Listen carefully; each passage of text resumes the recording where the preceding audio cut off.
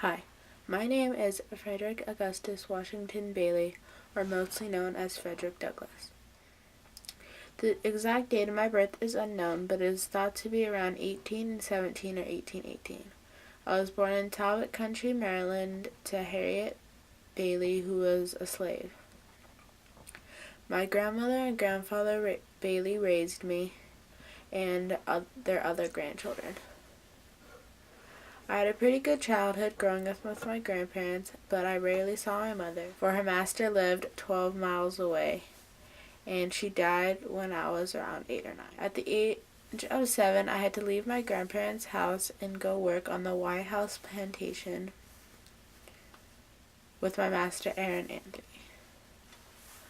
Throughout my life, I tried to escape slavery multiple times, but failed.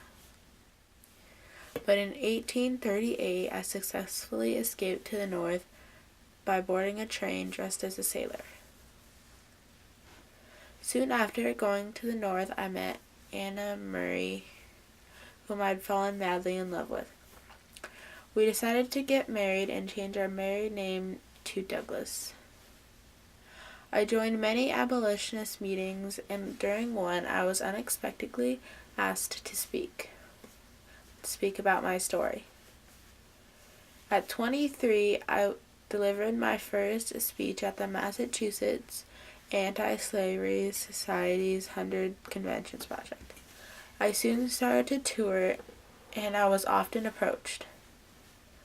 Even during a lecture in Indiana, I was chased and beaten by a mob, but luckily I was saved by a Quaker family named the Hardys.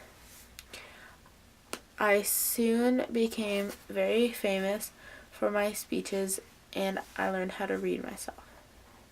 In 1845, I wrote my first biography, Narrative of the Life of Frederick Douglass. The book sold over 11,000 copies in America. Soon after, I fled to Ireland and Britain in fear that my old slave owner would find me and want his property back. I came back to America. 2 years later, I came back to America, and in 1863, I met with President Lincoln and fought for emancipation and black soldiers and their treatment. During the Reconstruction era, I was president of the Freedmen's Savings Bank. My wife Anna and I had 5 children: Rosetta, Louis, Frederick Jr., Charles, and Annie, whom died at the age of 10. In 1882, my wife Anna passed away, leaving me in great distress for a long period of time. 2 years after Anna passed away, I remarried to a white feminist named Helen Pitts from New York, which caused great anger in my children. I passed away on February 20th, 1895, from either a major heart attack or a stroke. I'm buried in the Douglas family plot of Mount Hope Cemetery in Rochester, New York. Thank you.